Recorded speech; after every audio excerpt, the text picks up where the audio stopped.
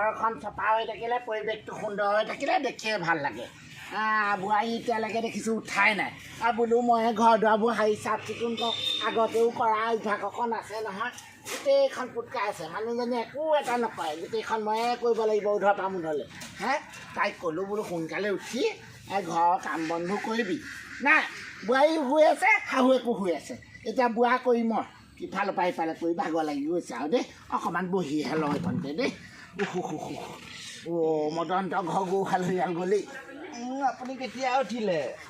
কেতিয়াবা উঠিলোঁ গোটেইখন বাঢ়ি বৰণ কৰি পেলাই এই আপিয়াই লৈছে গোটেইখন সাৰি পিচি গোটেইখন মকা জাল চকা জাল যায় আজৰি তহঁতি আৰু বোৱাৰী শাহুৱে শুয়ে আছ মইনো কৰিম কি কেলে আপুনি জগাই দিব নোৱাৰিলে বোৱাৰীক এতিয়া আপুনি কাম কৰিব নালাগে মই দেৰিকৈ উঠিছোঁ মানে বোৱাৰী আনিলোঁ বোৱাৰীয়ে কাম কৰিব আকৌ